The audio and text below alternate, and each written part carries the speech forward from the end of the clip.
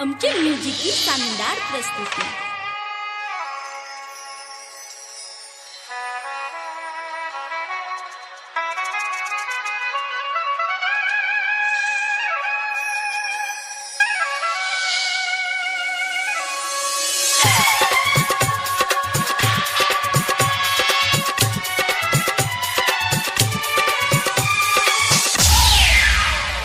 रही न लायक बनैली लायक अही सब बनैली गायक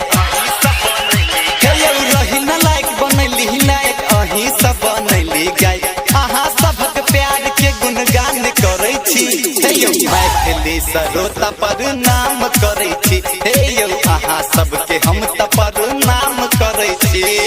रही न लायक बनैली लायक अही सब बनैली गायक अही सबक प्यार के गुणगान करै छी हे यौ मैथिली सरोता पर नाम करै छी हे यौ अहाँ सबके हम त प्रणाम करै छी। मैथिली सरोता पर नाम करै छी डीजे सिनोद मोतिहारी। मैथिली सरोता पर नाम करै छी।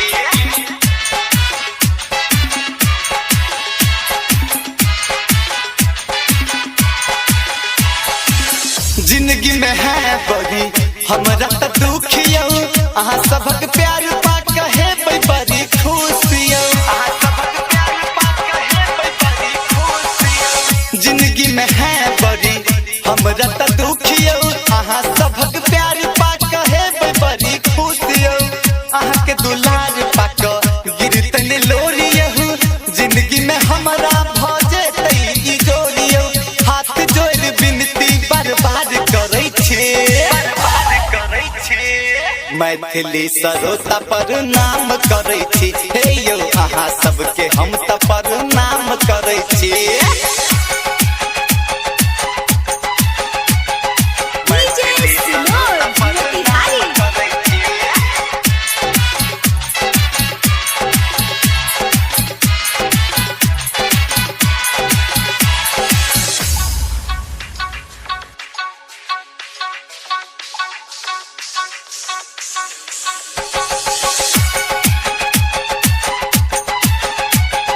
मैथिली सरोता पर नाम करै छी। डीजे सिनोद मोतिहारी।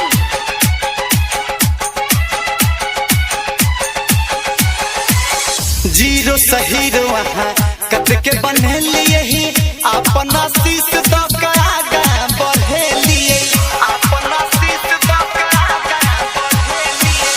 जीरो सहीरो वहाँ कत के बनेलिए ही अपना शीश द के आगा बढ़ेलिए।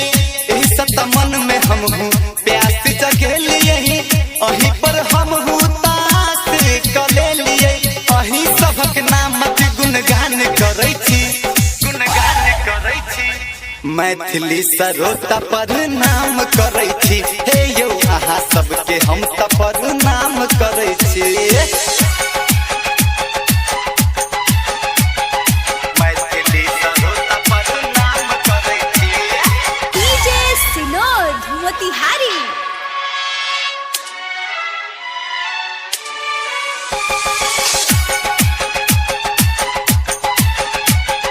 मैथिली सरोता पर नाम करै छी। गीत बना क हम ही लगबै छी अहाँ के प्यार लागी दिन रात तरसै छी अहाँ के प्यार लागी दिन रात तरसै छी। गीत बना क हम ही लगबै छी अहाँ के प्यार लागी दिन रात तरसै छी। मन कहैया कहिया करबै दाया अहाँ के प्यार लागी तरपैया काया जे राधे पवन मिल बयान करै छी बयान करै छी। मैथिली सरोता पर नाम करै छी हे यौ अहाँ सबके हम त प्रणाम करै छी। रही न लायक बनैली लायक अही सब बनैली गायक अही सबक प्यार के गुणगान करै छी हे यौ मैथिली सरोता पर